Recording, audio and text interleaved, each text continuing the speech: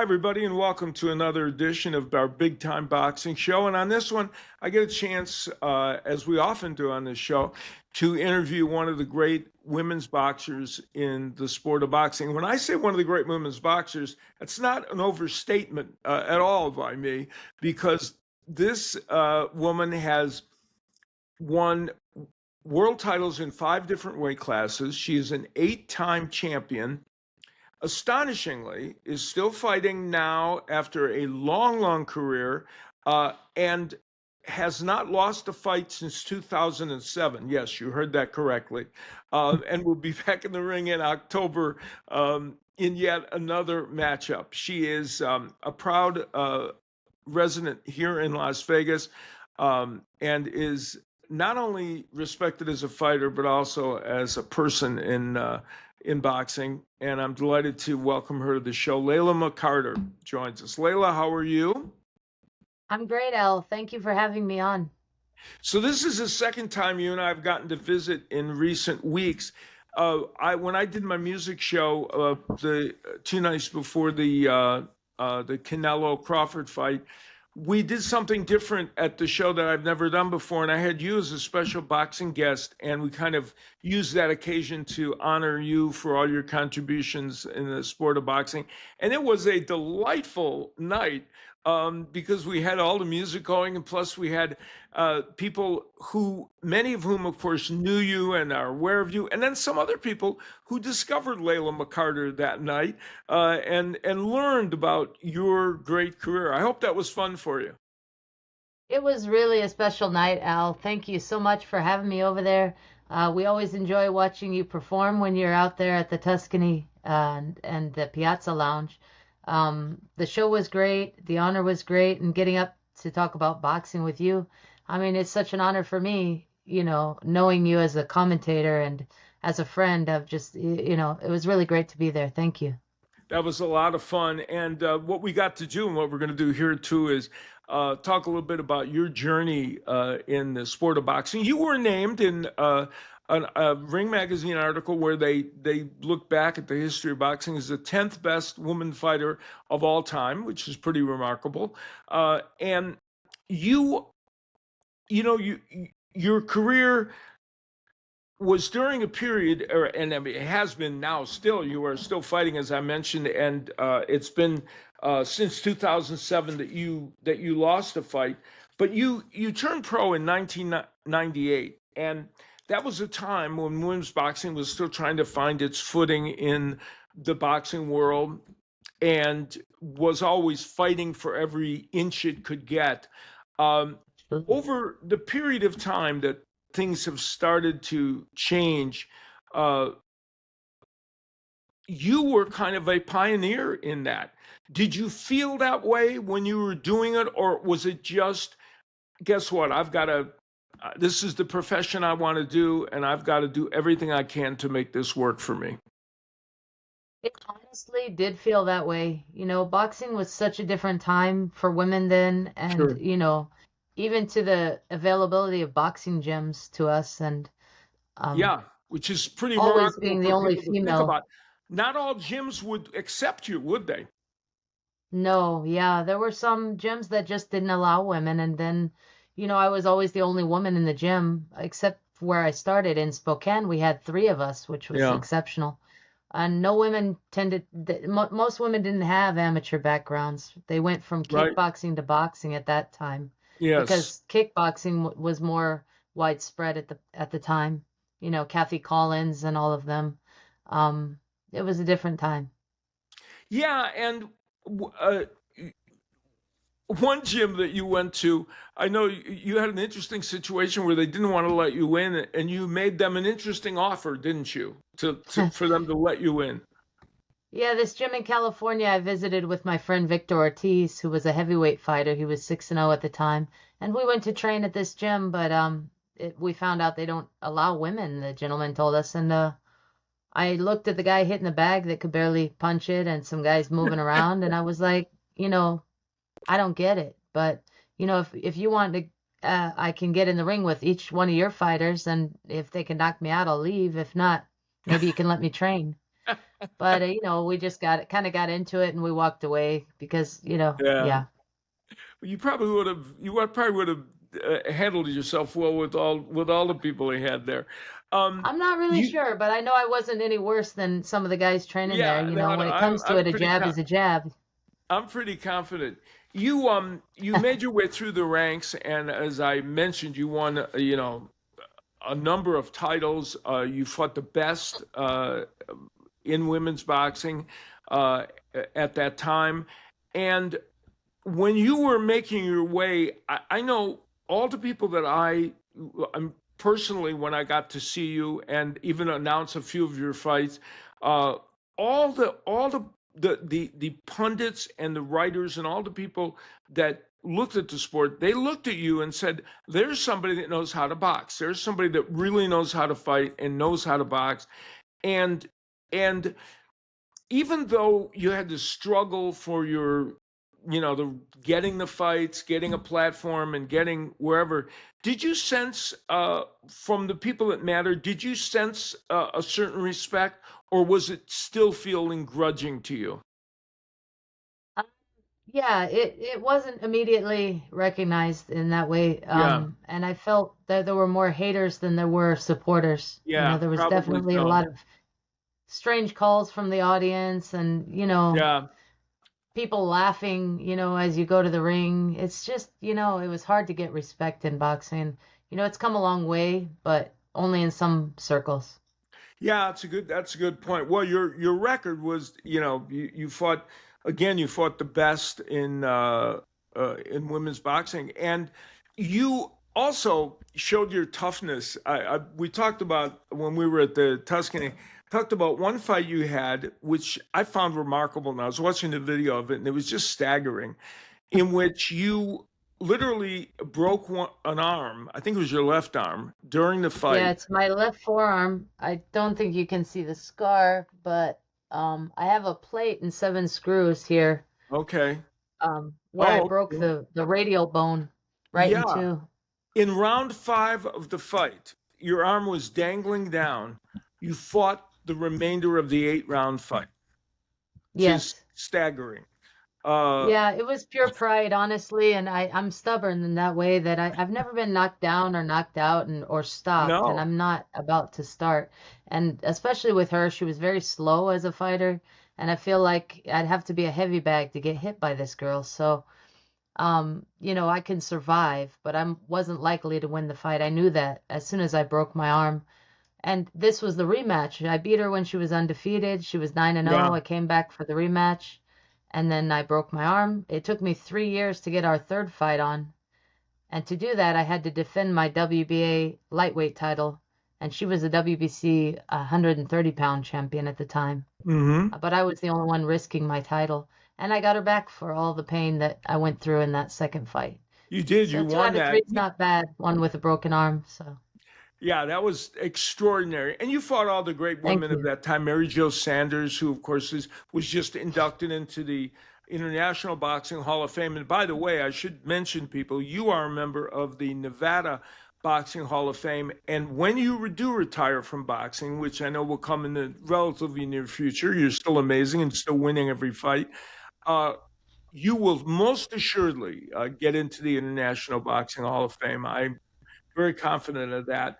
But you fought That's Mary a dream come true. Jelena Mirjanovic, who we talked about, Tracy Bird, Belinda Larroquette, all these great fighters that were around at the time. And the other thing about you, though, is that during the last 12 years or whatever, you're probably the most avoided fighter in the history of boxing, because during the period where you were still absolutely in your perfect prime, it was hard for you to get fights with when women's boxing was starting to get this acclaim. A lot of women saw you as a high risk and low reward person to fight. Definitely. Definitely that was the case. For so many years I was the number one welterweight and trying to get in with Cecilia Brækhus, who at the time was on top. And even before that, when Lucia Riker and Yeah. right before they were going to fight with Christy Martin, um, I offered to step in when that fight fell out. I was in Top Rank's office at the time, but the deal was for them to fight. It wasn't about me. Hmm. But and I had two opportunities with Lucia Riker that we could have fought, but they chose not to. And you know, it is what it is. High risk, low reward.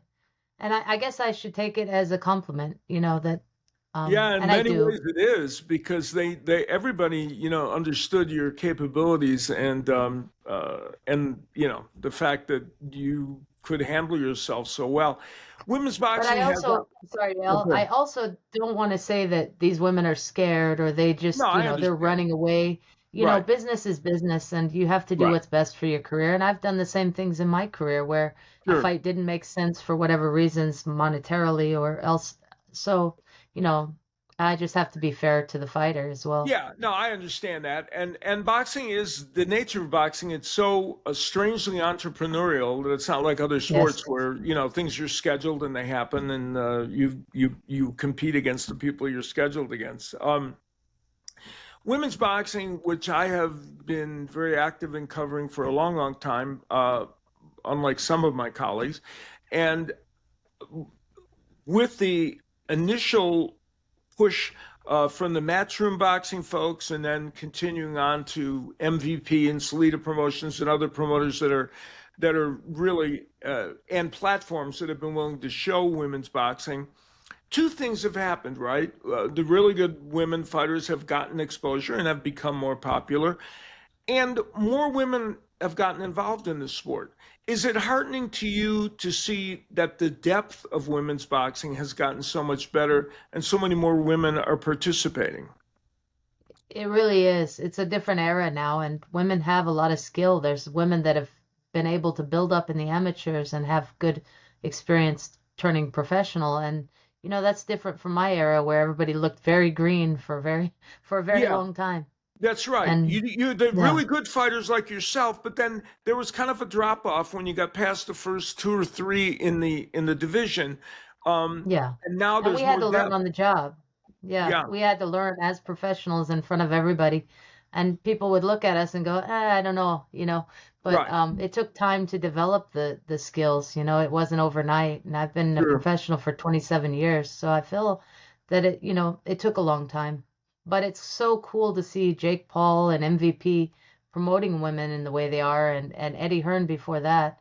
Um, in Matchroom. It's been incredible to see the women get the platform they deserve, Netflix, pay-per-view, and making the money they deserve. It's great Yeah. to see. Yeah, we did on the Salita Promotions boxing series that I do on DAZN. We just had, and of course they promote Clarissa Shields, and they've got a lot of women in their stable as well that they put on the shows. I just did a fight with Kay Scott from Australia, who took on Olivia Curry Gorilla? from Oh, Chicago, and they put on one of the great 10-round fights that I've seen in the last 5 years, and it was just a brilliant match. And then the other night, Kim Clavel from Montreal had a terrific battle in which she re-won a title in a weight division lower than her. So we can point to all these great fights that are happening in women's boxing on a regular basis. And the other thing that makes women's boxing great, right, is that the best always seem to fight the best these days. I'm not sure if you say that's the case. I haven't been, maybe clued in enough to see that, but that's incredible if that's the case Yeah, because, it's mostly it nice to is. not see a one-sided affair. Yeah, mostly it is that at the end of the day they're able to make those matches. You're Matchroom is, I mean, sorry, Salita Promotions, he's been involved in women's boxing and he put yes, Clarissa up on the big platform. I forgot to mention him, and I always liked Salita and his attitude towards women's boxing. And I think they're a force to be reckoned with too when it comes to promoting women's boxing.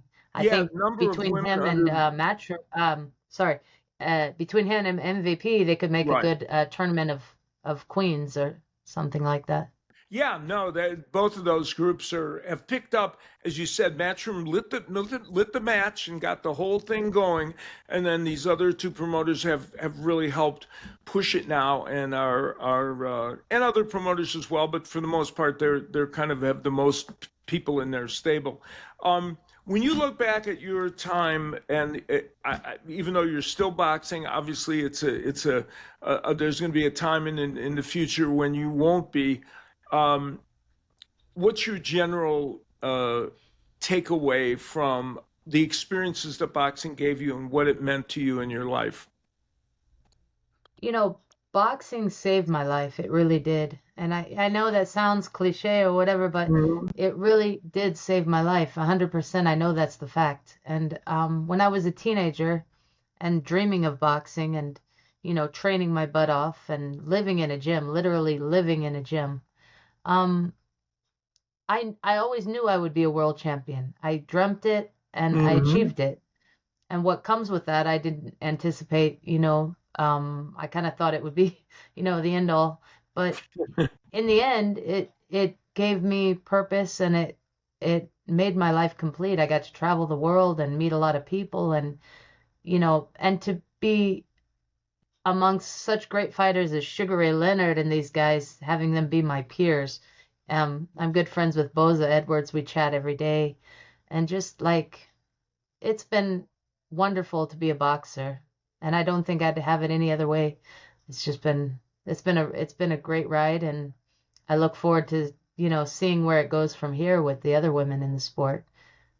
Well, from the sports standpoint, I can speak for the sport of boxing and say for all of the people that are involved in it, back to you, that you've given a lot to the sport, and I know all the women that I know in the sport appreciate, and and the men as well, because I know you're a skillful practitioner, appreciate what you give in the sport and what you continue to give it. You got a fight on October 25th, I know, down in Mexico. How how much longer do you think you're going to box?